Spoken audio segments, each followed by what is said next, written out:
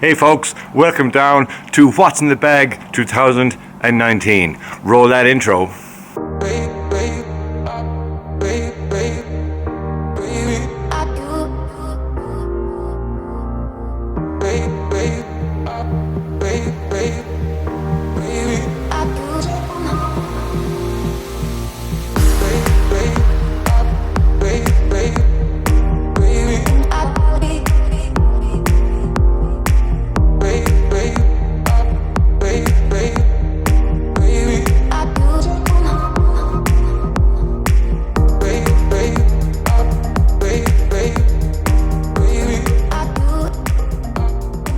Welcome down to What's in My Bag 2019. I'll be going through everything in my bag, from the balls to the clubs themselves, where I got them and where you can get them as well. After we go through what's in the bag and maybe what's missing, I'll have a quick 1, 2, 3, maybe up to 5 things that I'm looking forward to in the club market in 2019. Maybe some of those things will get into my bag as well. And we'll finish off the video with some late night ball flights of me hitting each club into the dark abyss of the Irish night sky. Right, let's get into it.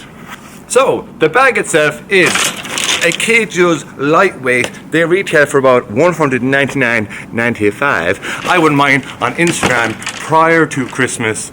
I've used it 4 or 5 times. I have 13 clubs in the bag right now. It's a little tight for space if you want to bring waterproofs, so you need to make that decision early. In Ireland, you kind of need to bring them. So after that, there is still plenty of space for all those golf balls that I need.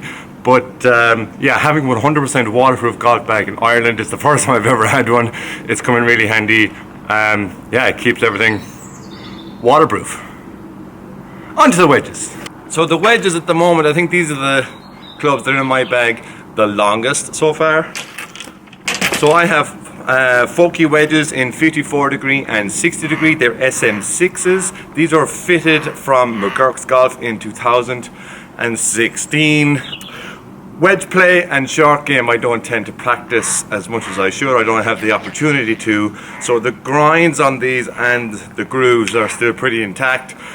And I'll probably get another year and a half out of them. Onto the irons. As some of you may know from my Instagram, these irons are possibly the favorite thing I've ever bought in my life. I got these irons in ForeGolf Custom. Check their details out in the description below. I have previous videos about being custom fit for my putter, which is also from them.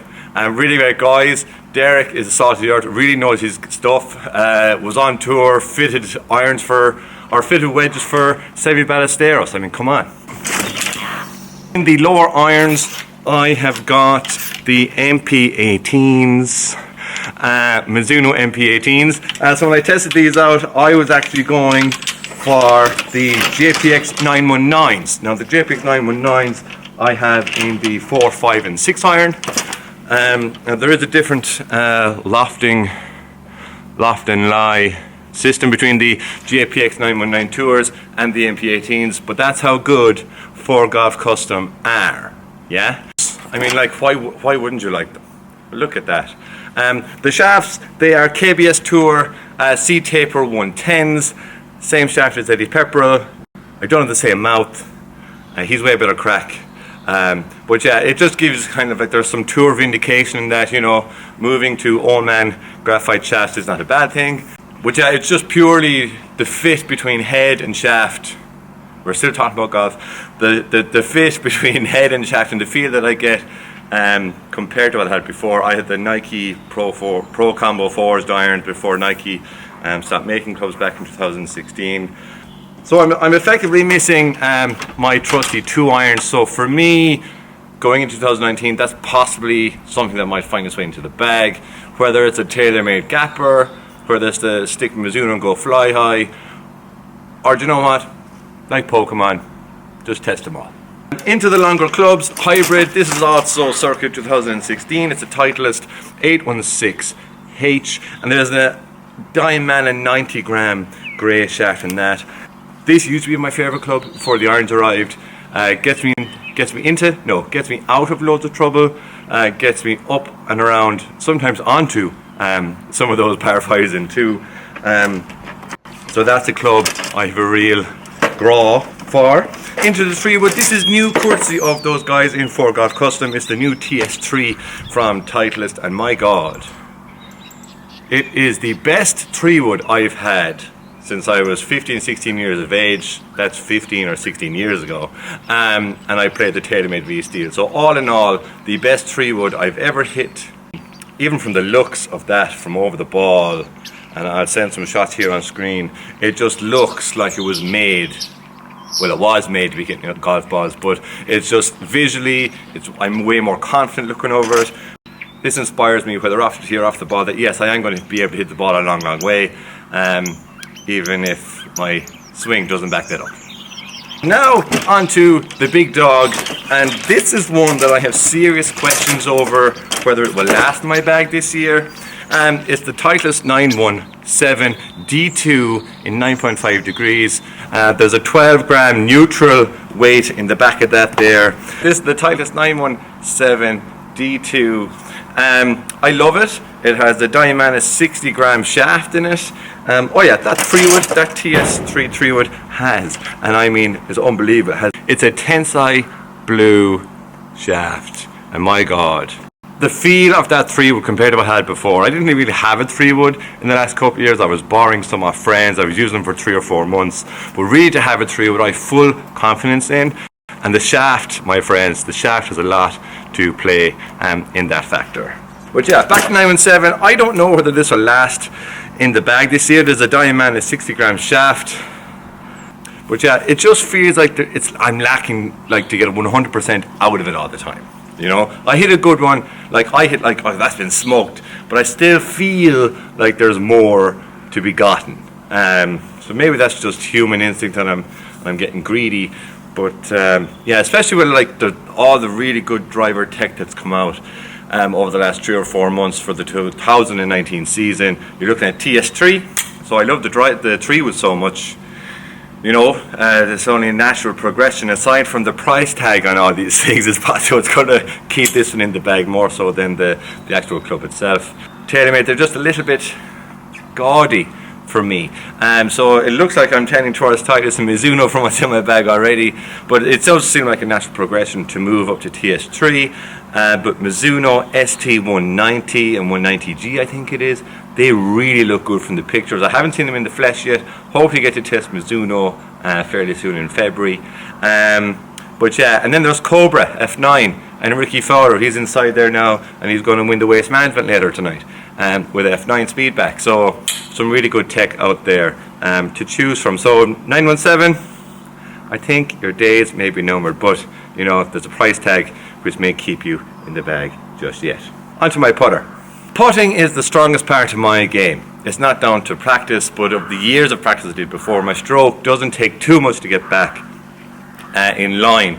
But I did have a putter for 12 years. I had the Yes Sea Groove Hannah putter, sold it on done deal last week.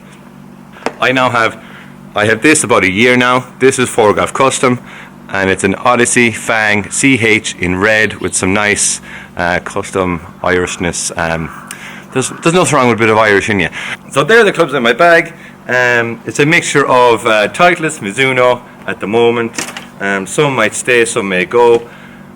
But I have 13 clubs in the bag. I'm one short. And I'm kind of like, will I add an extra wedge in there into the mix? My gapping is 58, 54, 60 degree. Will I go for a 64 degree? I mean, those TaylorMade high toes look really nice. Or will I stick that 2-iron in the bag? Something tells me if I use my Revolut card well enough that the vault may allow me to get both. So the price tags is the only thing that's going to hold me back this year. What is in the rest of my bag? Everybody should have these. These are Lyman sticks. Don't use them in competition, but at the range, more often than not, I find myself using them for 80 to 90% of my sessions. So they are key. Back in the side of the bag, before every range session and before every time I go for a round of golf, I use these. And these are 4 to 6 euros, depending on how you get them. And what is it? It's very simple. You're going to stretch out your back and do some rotations with them. Really, really good for loosening out before a round, get those muscles warmed up so that you can try and swing the golf club. so it doesn't take like 3 holes to warm up. And these are seed golf balls, and I don't know, but for me they are just as good as those high-end premium golf balls that's on the market. I stood in front of this black garage door so that I hope I could put some graphics up here, and but I do promote seed golf balls a lot, and they're a nice company. I'll buy it run by an Australian, but Dean Clatt is a really cool guy. So yeah, I'm effectively have a ball sponsor, but yeah, I'm not paid to promote anything. Full disclosure, Dean throws me out some golf balls. I generally give them out to everybody I meet, unless I work with you. A lot of people ask me, what are the difference, or how do the seed golf balls align with those that are on the market? It's easy. There is 4 seed golf balls. You have SD15, that's generally your distance, and it's the ball I tend to use around in the winter time for practice. They go a long way.